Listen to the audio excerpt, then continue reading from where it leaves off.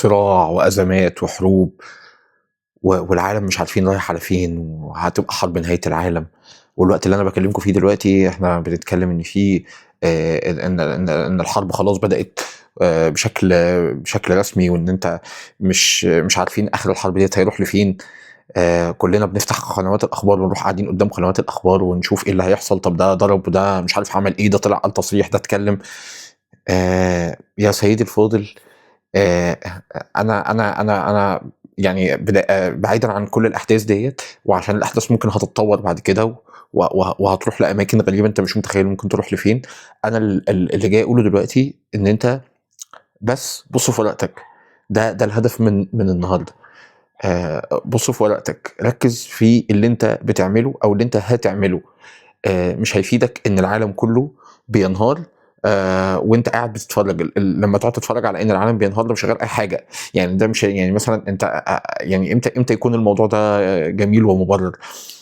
يكون جميل إن أنت لو أنت في حاجة في إيدك أنت ممكن تروح تغيّرها لمّا تدخل تعمل حاجة أو تعمل، لكن أو تعمل حاجة معيّنة، أو أنت صانع قرار فتقدر إن أنت تعمل حاجة مفيدة. لكن إن إحنا ندخل كلّنا كل واحد يدخل يقول النظريات العلمية اللوزعية اللي ما فيش منها اتنين على السوشيال ميديا مثلًا، أنا أدخل أكتب رأيي واللي حصل، أو إن أنا أُحبط بسبب الموضوع ده وأقول خلاص هو كل حاجة انتهت لإن كل حاجة بتضيع، أو إن أنا أروح جاي واقف واقعد اتفرج على الاحداث ديت واتشد وانسى كل اللي انا كنت بعمله. في الاخر انت الخاسر الوحيد في كل اللي بيحصل ده. اللي هيحصل، وبعد كده الموضوع ده هيمر او مش هيمر مش فارقه.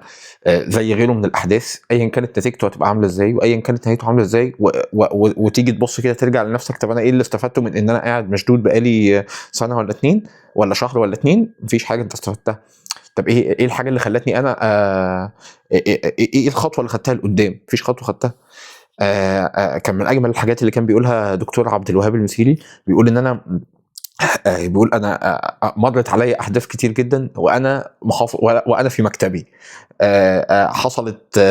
حصل العدوان الثلاثي على مصر وأنا في مكتبي. وبعدين حصل حرب النكسة 67 وأنا في مكتبي. وبعد كده حصل حرب أكتوبر ونصر أكتوبر المجيد 73 وأنا برضه في مكتبي. الفكرة هنا إن هو يخرج من مكتبه ليه؟ ما هي دي الفكرة. أنت لا أنت محلل عسكري هتطلع تتكلم في أماكن وتبدأ تشرح اللي بيحصل ده بيحصل ليه، ولا أنت سياسي بارز هتطلع تقول تصريح، فالتصريح ده هيفرق في حاجة في الأحداث اللي بتحصل.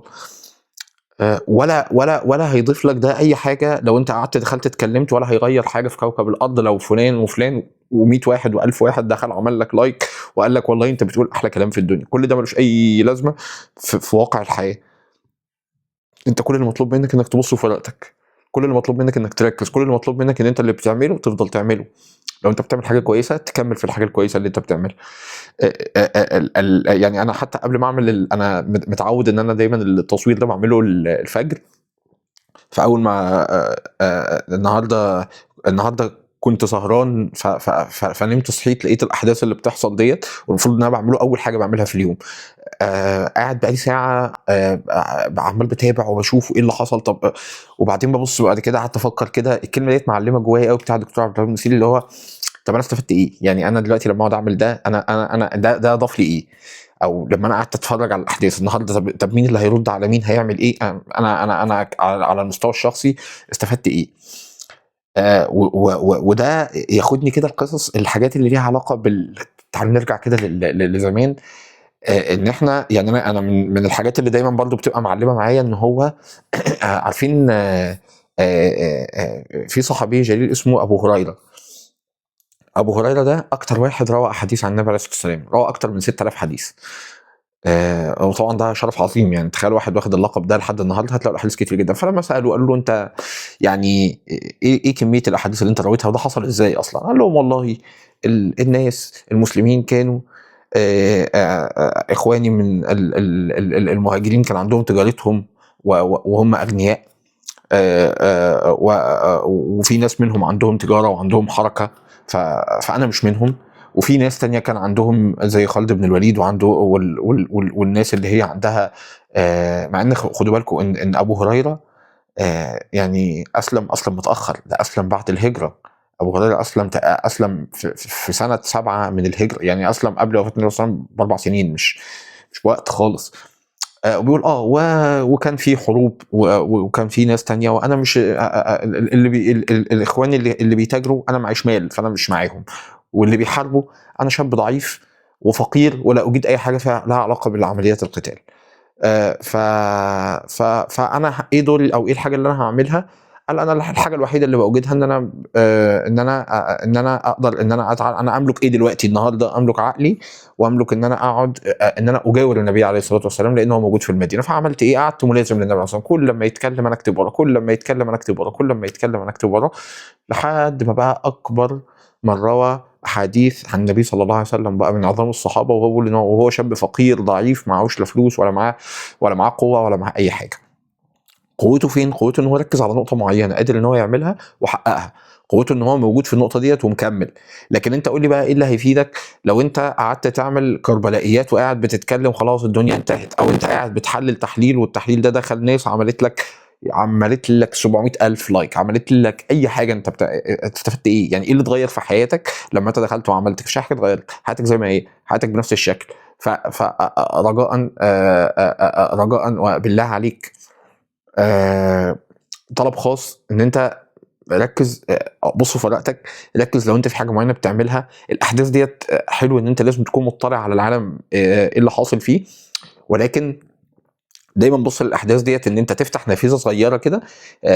عارف انت لما تفتح الشباك والجو برد عشان يدخل شويه هواء فيغيروا جو، وبعد كده تروح قافل الشباك تاني، اعمل كده، افتح شباك بس عشان تبقى عارف الدنيا حواليك ورايحه فين وبيحصل فيها ايه لمده ربع ساعه. بعد كده اقفل الشباك وخليك قاعد وخليك ارجع تاني للدفء، ارجع تاني للحاجه اللي انت كنت بتعملها. لو بتقرا اقرا، لو بتاخد كورس لو بتشتغل كمل في الشغل بتاعك.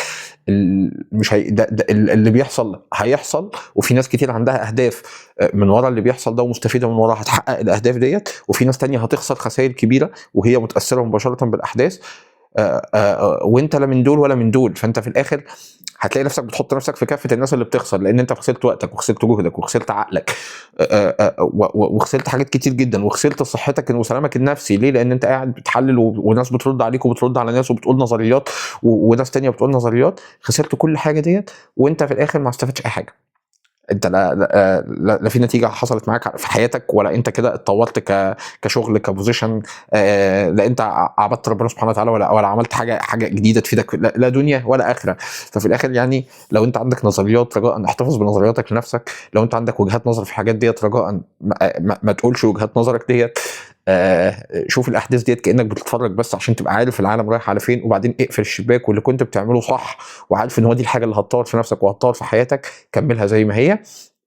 دي دعوه للتركيز مع النفس، دي دعوه لان انت بص في ورقتك وسيبك من كل اللي بيحصل حواليك ايا كان اللي بيحصل حواليك. بص في ورقتك الحاجه، ودي ورقتك دي هي الحاجه الوحيده اللي هتفيدك في حياتك، وكل حاجه ما دون ورقتك ديت فهي مجرد لهو او مجرد عبث، حتى لو كان وبدا ليك ان هي ديت احسن حاجه او ده واجب الوقت ان انا اقعد اتكلم فيه وان انا اقعد اقوله.